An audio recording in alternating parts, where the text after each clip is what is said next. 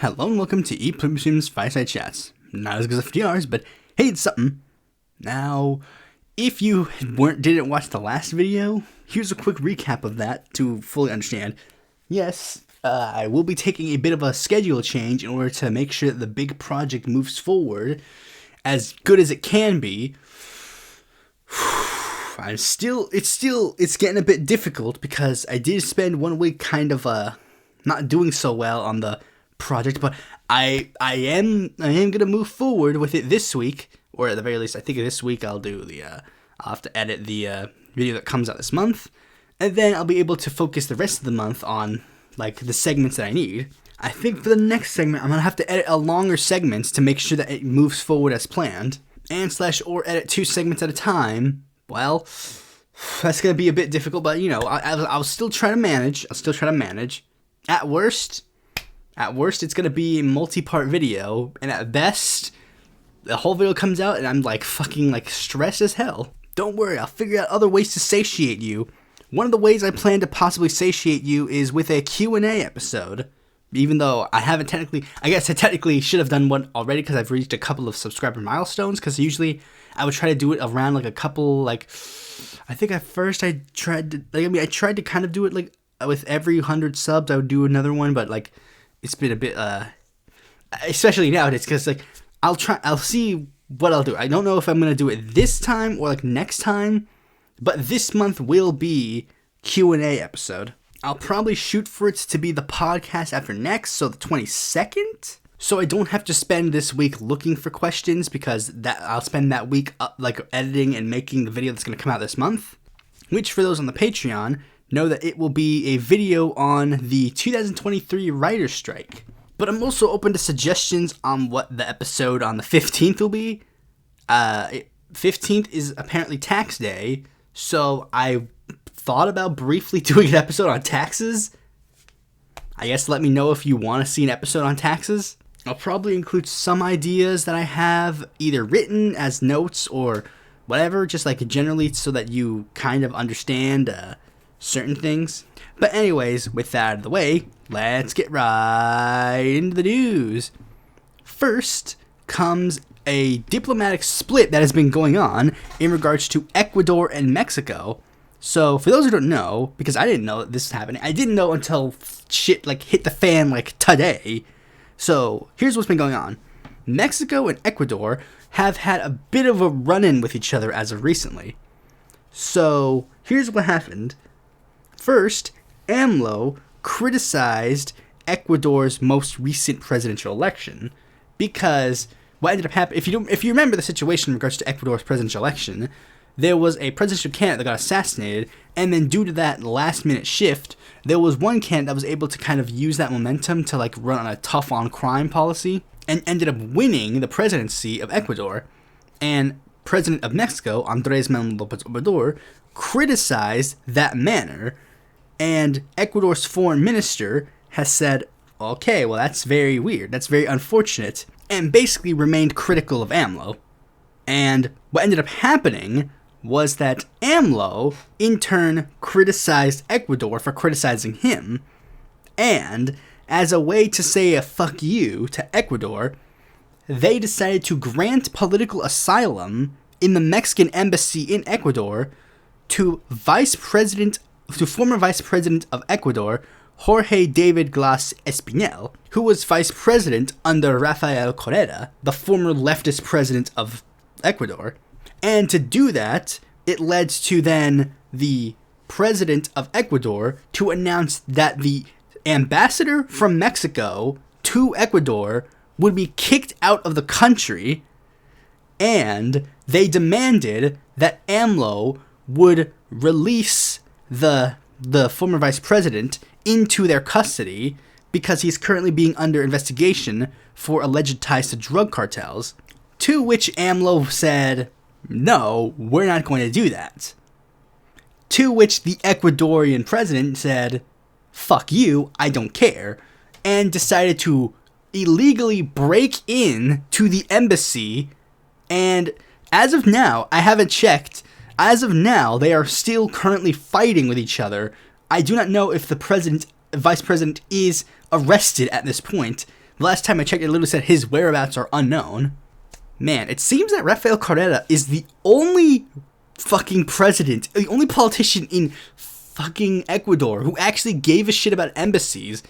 Literally, the second he was out of office, Lenin Moreno basically said, okay, Julian Assange can get arrested now. You can break into our embassy, please.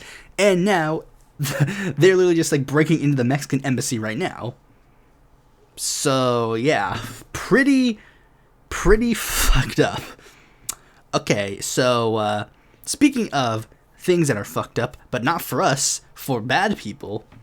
So, Joe Biden has apparently been openly calling for an immediate ceasefire in Gaza and said that Israel must protect citizens to keep U.S. support, with some people even going so far as to say that Joe Biden is potentially floating the idea of maybe, potentially, cutting off aid to Israel if they do not maintain civilian protections in this situation.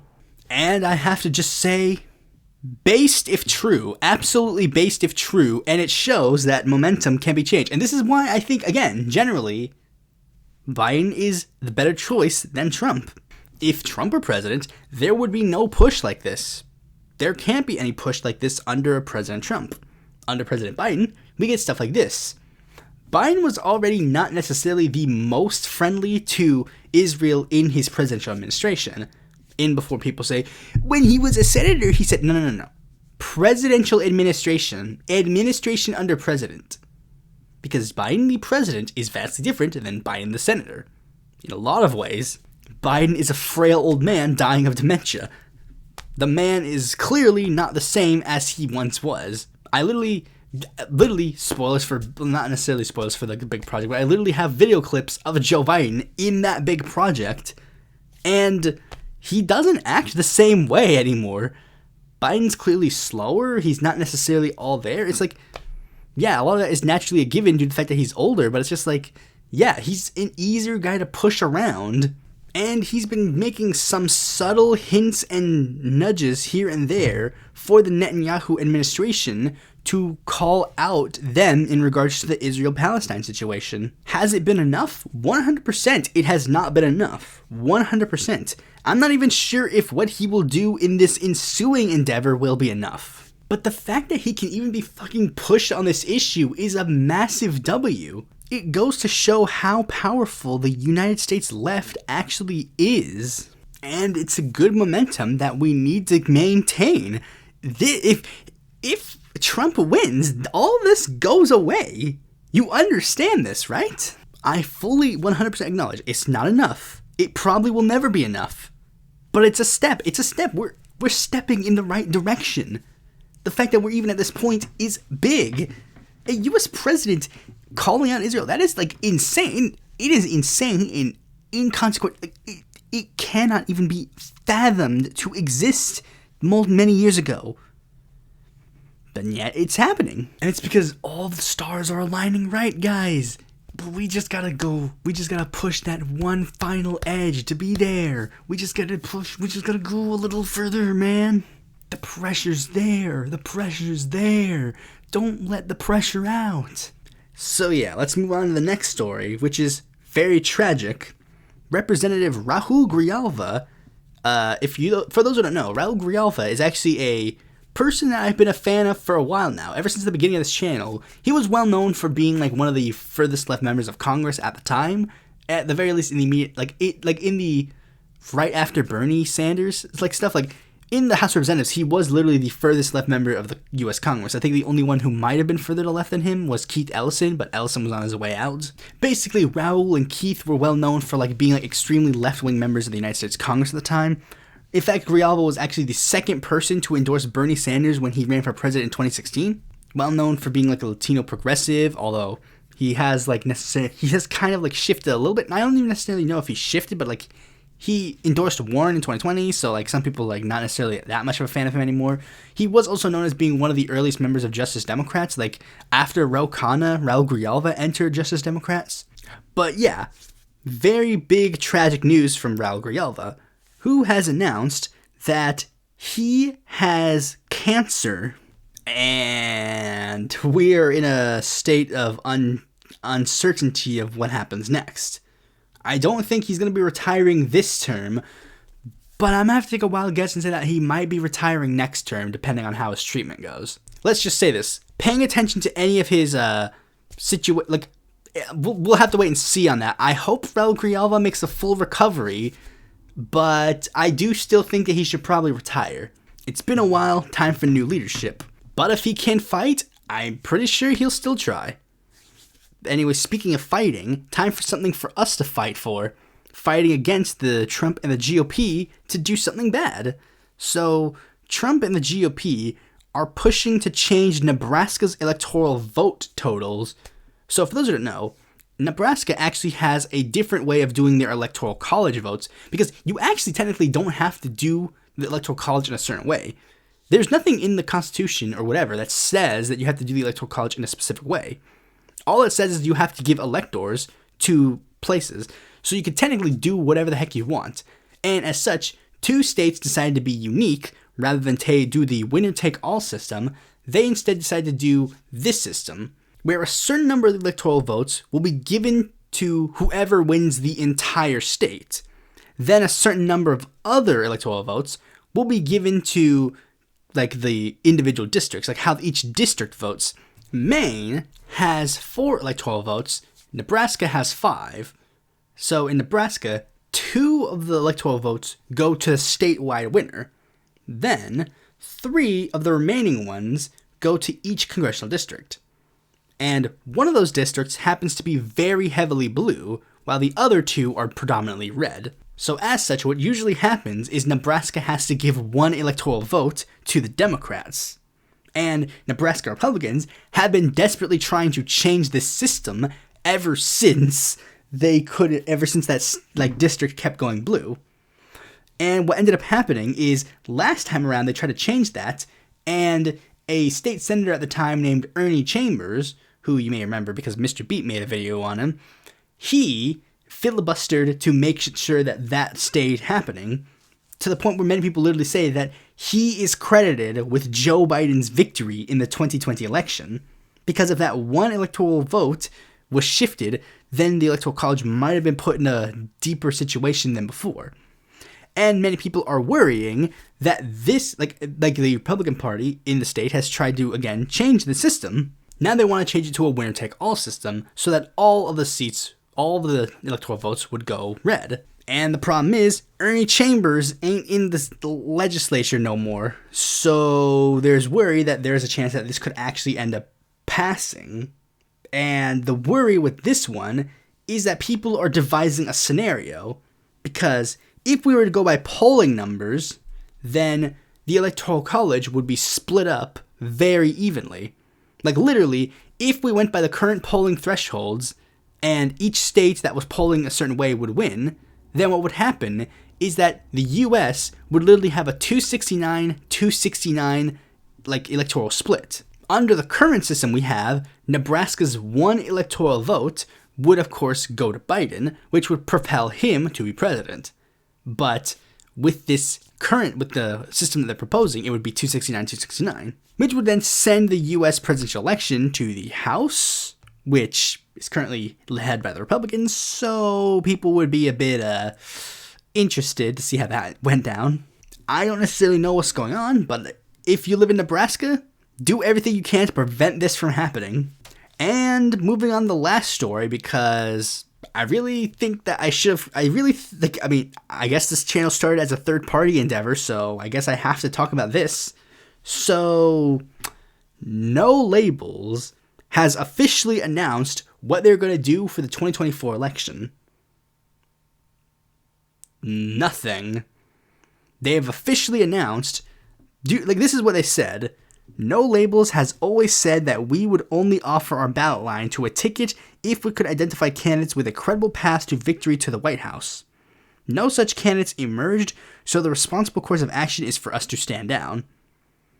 Now, the thing is, I 100% knew this was going to happen. How do I know this? Because of a video that I made previously, where I covered 2 previous endeavors that had the exact same notion and plan as NoLabels, America's Elect, and Unity 08, where they clearly have this specific idea on what to do for this election, but since that specific scenario doesn't come up, then they just can't move forward because they were planning their entire scenario on this one thing. For Unity 08, they desperately wanted Michael Bloomberg to run as an independent presidential candidate, but he didn't run, so no presidential candidate was filed for Unity 08. And for America's Elect, it was a little different. They specifically said that you needed to get a specific number of votes in a specific number of states. And no candidate was able to do that. And despite the fact that they were able to find a candidate that was viable enough that he got a decent number of support, they didn't end up doing anything about it because, again, they didn't care. Like, they're just a bunch of corporate bot stooges that had a specific scenario in mind heading into the election. Like, it's very clear that from day one, they wanted someone like Cinema or Manchin to run for their presidential nomination. Probably Manchin. They probably really wanted Manchin to run for the presidency. It was either him or Hogan that they wanted, and neither of them were interested in the run. And as such, they basically just kept meandering around to figure out, like, if there was potentially anybody else who was interested in the endeavor. And the problem was, nobody was. It seemed like, and literally, here's a funny thing, because, like, there was a tweet, I don't know if this is real, but, like, the tweet allegedly said that NoLabels, almost immediately after they dropped their bid, a lot of the people who were behind NoLabels immediately just started backing Joe Biden, and which has led people to point out one very interesting fact. That probably means that the only person who was keeping the NoLabels presidential ticket alive was Joe Lieberman. And then when Joe Lieberman died, the ticket died with him. I'll say it once, I'll say it again. It's the one good thing Joe Lieberman did in his life. What I find fucking hilarious is that there were so many candidates that literally were just all in on this NoLabels bid. They were all fucking so in. There were a bunch of candidates that literally just jumped on the bandwagon of NoLabels, and then it just imploded. Joe Cunningham, the fucking, like, he was like a guy who was like really prominent and popular in South Carolina. Then he literally just burned every single bridge with not only like Democrats in the NoLabels caucus, the Problem Solvers caucus, but also burned the bridge with a lot of Democratic officials who were his friends because he was so interested in like this NoLabels bid, and now it's all for nothing. The funniest story was very recently, there was this former representative named Carolyn Bourdeau. For those who don't know, she represented like Georgia in like one congressional term. And here's what happened. She was gerrymandered into a district with Lucy McBath, and she decided to run against Lucy McBath for the nomination in that district. And surprise, surprise, Lucy McBath ended up winning because she was a way more popular candidate. And then Carolyn decided to go on this fucking extremely racist tirade saying that the party was more interested in black people than white people because she was salty that they didn't support her bid in Congress. And keep in mind, again, like, she was doomed to fail regardless. Lucy McBath was a very prominent person, not only in Georgia politics, but just in general.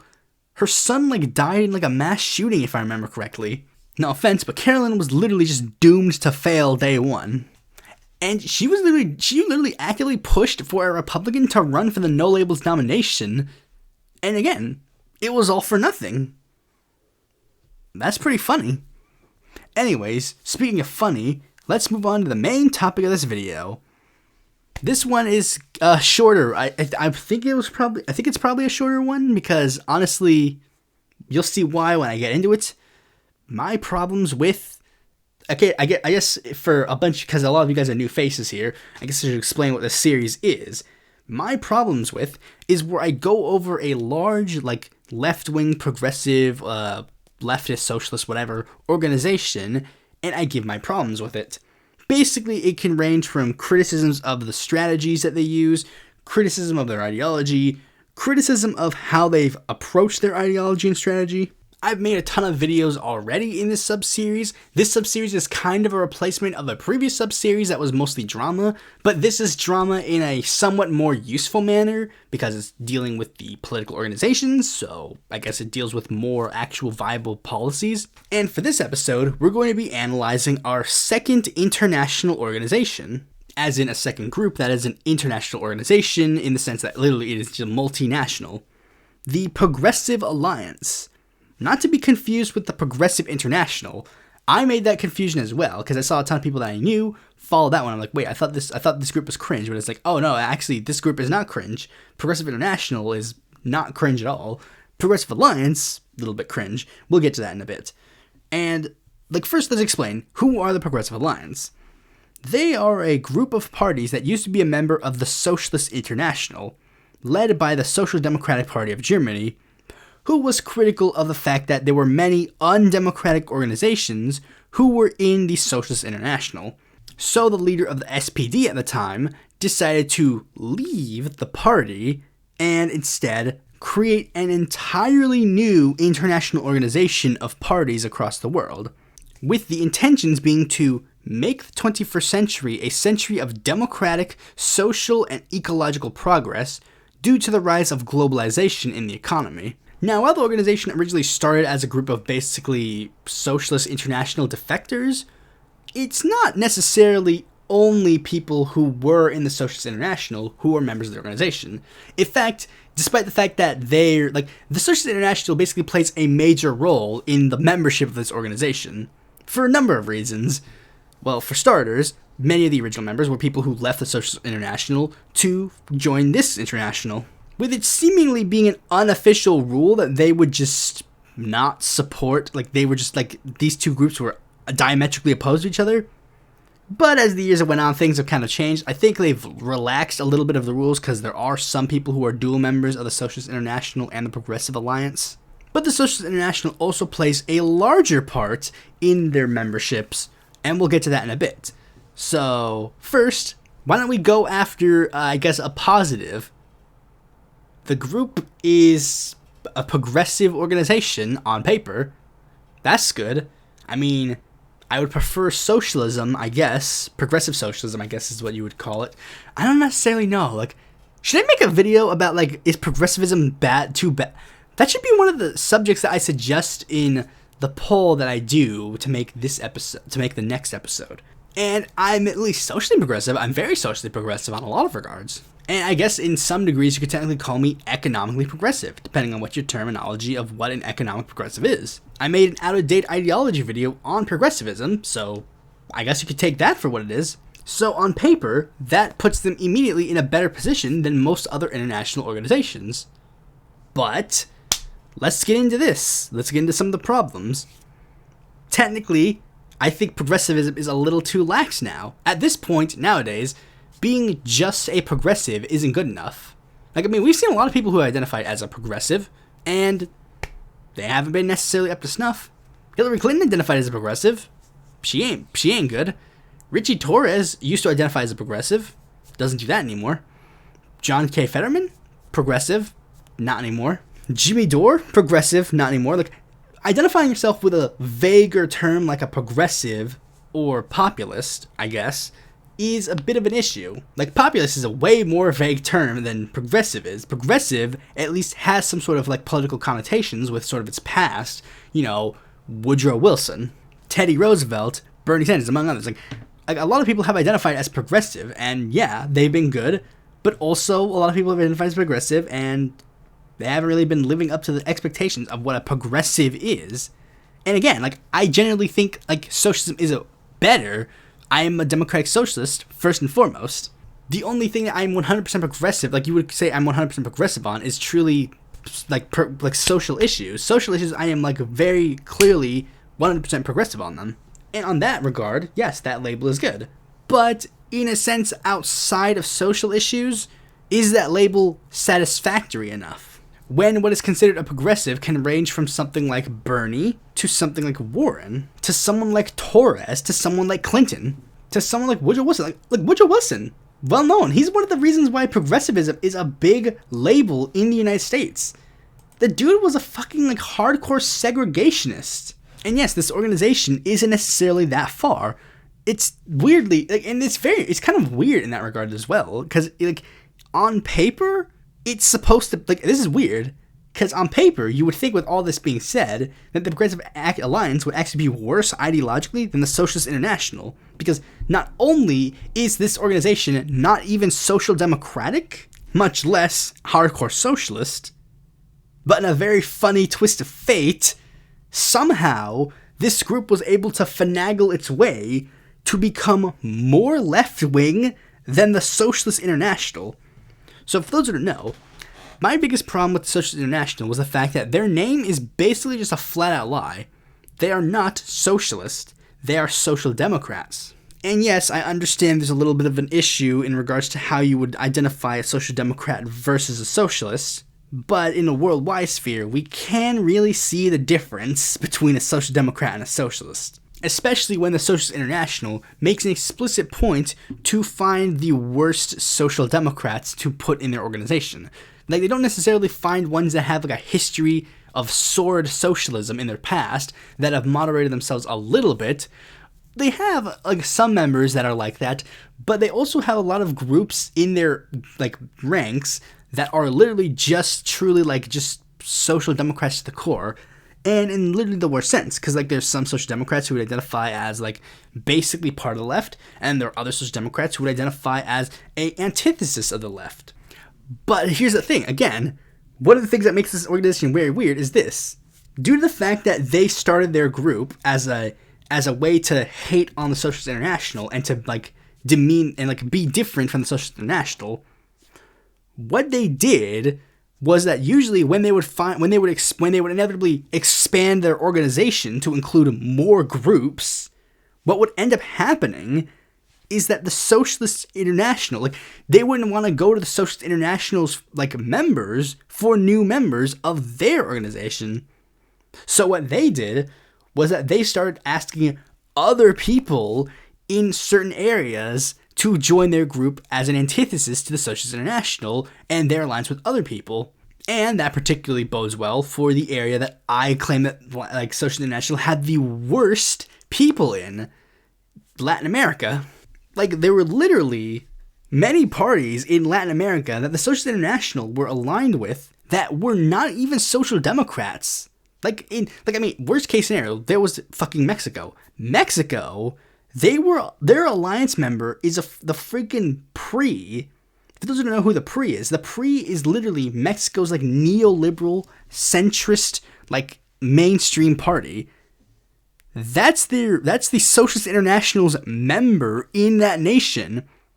And the party was already further away from socialism and social democracy by the time that they ended up becoming a member of the organization. They literally had like the tiniest hint of socialism in their past because like their founder was technically a social democrat, and then there was another guy who was like a socialist, social democrat type who basically led the party for like a couple of years. Feel free to watch my entire video series on the Mexican presidential elections, and you'll see where that ends up going. But again, Progressive Alliance did better because they would end up going to people who weren't those social democratic or downright centrist parties. They're aligned with MAS in Bolivia. They're aligned with PT in Brazil. In Mexico, they're not aligned with the PRI. They're not aligned with Morena or PT. I mean, granted, they're not socialist. Again, like, they're not socialist, but they're aligned with Citizens Movement and the PRD, which unfortunately is a little bit of a problem nowadays because the PRD is definitely not necessarily living up to the expectations that they used to have. But on the plus side, not the PRI. And unfortunately, there's one more major issue with the Progressive Alliance. And it's the same thing with the Socialist International. There are some party members that just don't live up to the name. As in, there are some members of the organization that at the very least, and I think most others would probably not necessarily consider progressive. Now, before I get into them, I guess I should explain what I believe a progressive is. Again, I have a whole video in and of itself, But my viewpoint is that I believe a progressive should advocate for progress. So, in a political sense, it could be economic progress, like tax cuts for lower income individuals and higher taxes on the rich, a social welfare state, a single payer healthcare system, that kind of stuff. But I would also argue that they would identify with a lot of social progress, like LGBTQ rights, women's rights, minority rights of any kind. And in my viewpoint, if you are not socially progressive, then I don't really care about your economic progressivism, because your economic progressivism doesn't mean much if you don't also enact social progress to change the status quo. Because I believe at the end of the day, if you are truly a person on the left, you want to end the current status quo. You believe that social hierarchies are bad, and you want to change or flat out remove these social hierarchies from existing. So it's not a lot. There are a decent number of them. Okay, so let's begin. So first, there's the Democratic Party of Cyprus, which has a very amorphous ideology. Some people refer to it as center-left, some people refer to it as center-right. So it's like, that's a little bit of an issue if you're trying to identify as a purely progressive political party. There's the Bulgarian Socialist Political Party, which is not progressive by any means. It is a social conservative political party. The Georgian Dream Political Party is also socially conservative.